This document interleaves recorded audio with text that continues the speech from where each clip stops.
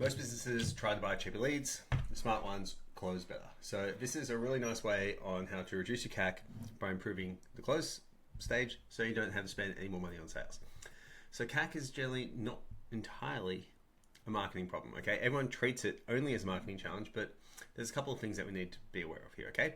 Most people want cheaper clicks and lower cost per impressions and all that kind of stuff. They want new acquisition channels and better audience targeting. Now, all these feel productive and all these are totally valid, but they rarely move the needle a significant portion, okay? Because the fastest way to improve it and reduce CAC is nearly always improving what happens after the lead is generated, okay? At the close stage. So if your close rate doubles, your CAC's cut in half without spending an extra dollar on ads. Amazing, so good. So there's a couple of different levers that we can pull here. So sales scripting. This will reduce variance and increase conversions, and so many people are afraid to do it in their business, particularly as they're starting out, because they feel like it makes them robotic and that they won't close as many sales. Initially, they won't, and that's the sacrifice that you have to make for a higher degree of scale. So once you eventually get a script that works and closes at a really decent rate, you then have the potential to bring on a whole bunch of other people. And then also, the thing that we need to remember is that no one sells like the founder. The founder knows the product the best. They know how to solve the problems the best, particularly in the early stages of business. So we need to make sure that we avoid that strategy over time. Now, training schedule, reps improve faster than traffic ever will. So what I mean by that is the more you do the script, the better you'll get. Now, training style, confidence beats pressure every time. Team incentives, okay, customer incentives as well, and front-end cash. All these things will actually help. So with sales scripting, most sales teams wing it. It's really expensive. There's a ton of variance, and you don't get consistent conversion rates. And from there, you can just go, that person's good at sales, and that person isn't. And the next week, it could totally change around, okay?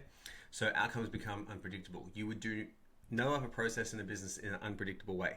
So this needs to become a predictable thing. And what happens here is when people get good at the script, they then will close at higher rates because it makes the job so much easier for them. So it's pretty simple. We got a structured flow. We have the opening, we have the discovery, we have the offer framing, we handle objections, and we clear for the next step. Really simple. So when this happens, you see an increase in close rates, you see performance becoming more consistent across the team, and results will improve independently of traffic quality. So you're not relying on the best rep. If you have multiple people in your sales team or yourself, which is going to be the most common thing, the structure is going to carry the team. No one is above the script is one of the wisest things I've heard for this.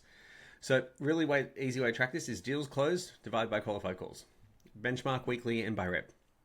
Generally what you'll find when you bring the scripts in, you will have a initial downturn in closing rates. That's totally okay. It will go up in time as you figure out what works. And the cool thing is, once you figure out what works, it will work for multiple people. Now, training schedule. Most companies train reps once during onboarding, hope for the best. Just like going to the gym once, doing one workout and saying, sweet, I'm done. Okay, so it needs to be practiced all the time. Some people even print out the whole script, print out two, and they read it, and then when they read the other side, they cross out one word until they can learn every single word in the script. With that degree of training, you have no choice but to really know it and become better at it. So practice makes perfect with the script.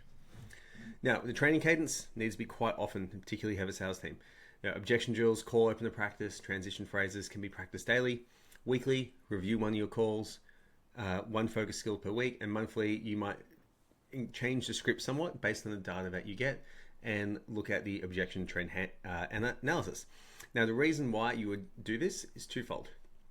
A, you can use this to improve marketing because you're seeing what objections are, so you could pre-handle that with better marketing or more specific marketing, and then work out what objections you need to teach your team how to handle.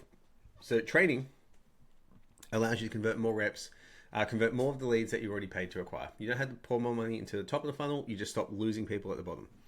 So training compounds and ad spend does not, okay? So because then if you increase the budget a little bit, you're still going to get that increase in wins every single time because there's higher volume. So training is so important here. Now there's a couple things that we can do. Okay, with this training, like high pressure tactics, they're going to cause lots of problems because people will do all types of crazy things. Basically, we want our reps and our salespeople to be very clear with what we're doing. Okay, so ask, don't tell, neutral on price, comfortable with no, and clarity over desperation. So they're not trained. Your reps are not trained to talk more. They're trained to listen better and ask better questions. So with this, you're going to Ask questions that help prospects self-qualify in or out. So are you a business that earns over 10K per month? Cool, you're qualifying someone in. Oh no, we're just saying, okay, cool, this isn't the right product for you. I'm going to push you in the direction of something that's going to help you. Neutral on price. Reps should discuss pricing with the same tone they do with everything else. Anxiety is contagious. So the price is $3,000 per month. Now, would you be interested on starting this month or next month? Very, very neutral on price.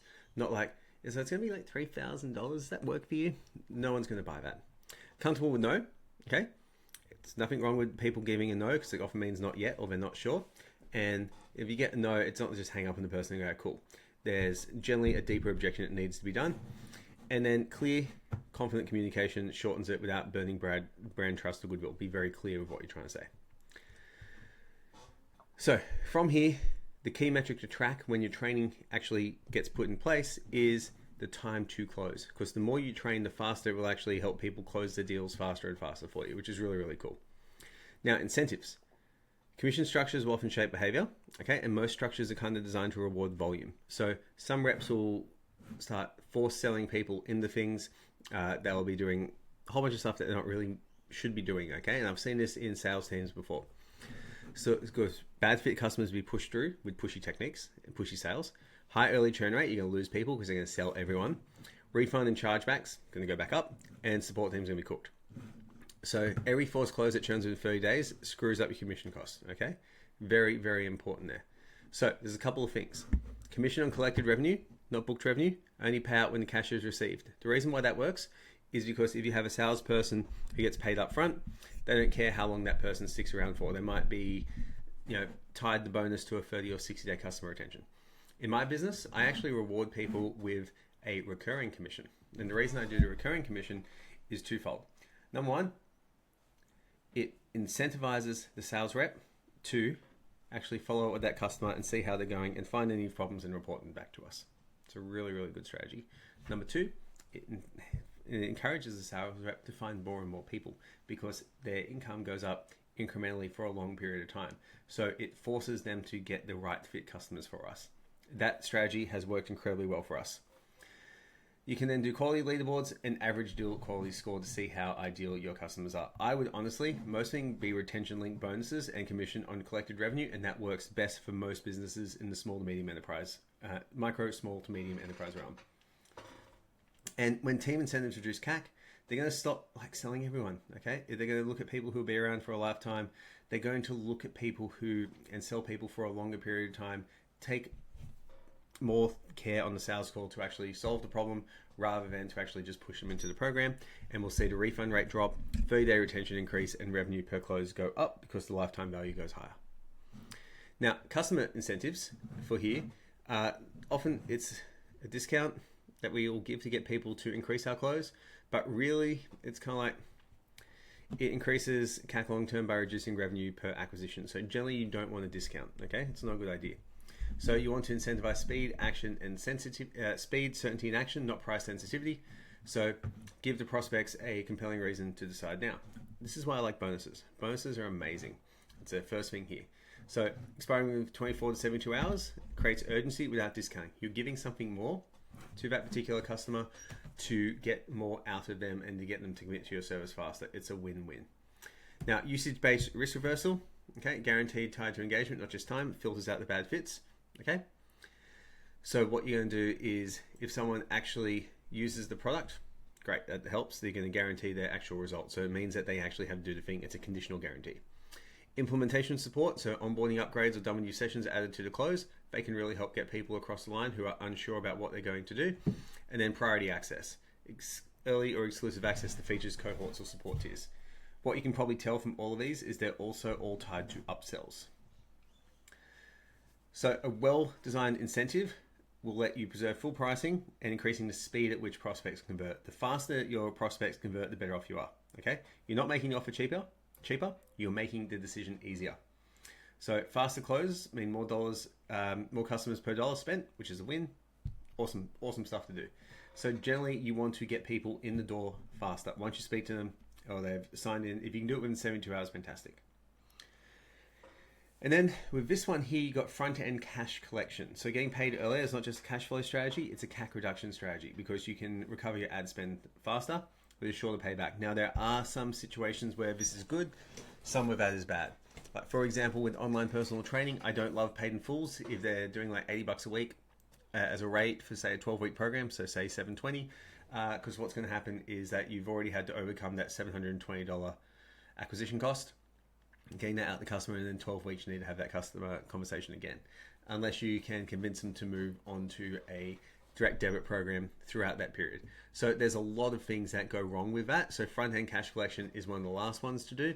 You may offer a slight discount if you need to pull more money into the business faster, but that's going to be a very, very situational dependent thing.